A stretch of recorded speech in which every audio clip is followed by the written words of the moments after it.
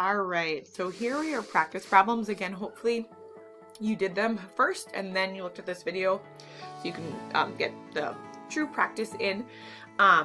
So this is number one. You were given the line and you have to figure out the rule. So just like I told you in the lesson, we want to try to figure out the starting point first. That's your B. Remember, rule is mx plus b. B is the starting point. It looks like our starting point is at positive 3. So I can put that in. And then I have to draw in my growth triangle to figure out what my growth is for this equation. Oops. Okay. You have to find those lattice points. I see that it connects perfectly right here.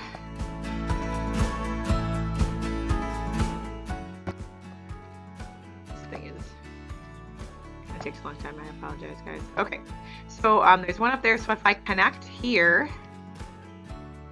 and there, I can see that that should be my growth triangle.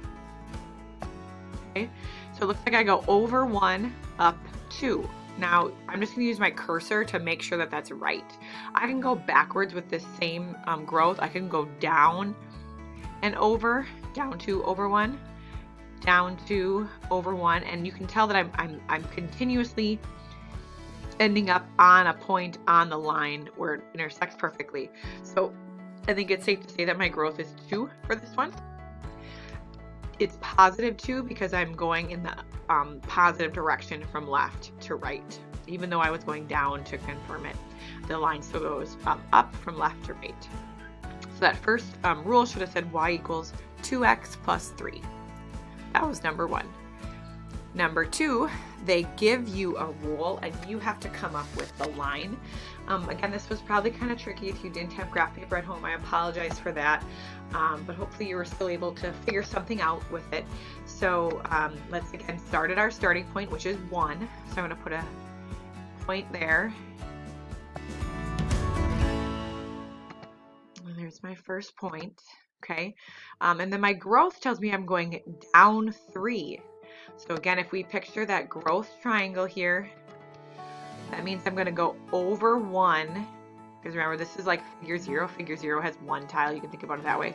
So if I go to figure 1, now I'm going to go down 3. So I can draw in that growth triangle there. Down 3. Okay. So that if it's my growth triangle, then I would have another point right there. Let's see if I can move it.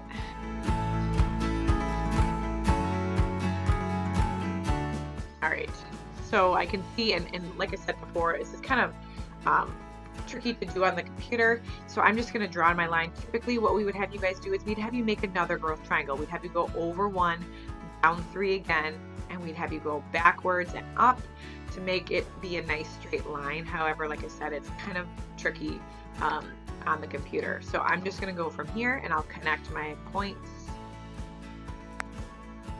just like that.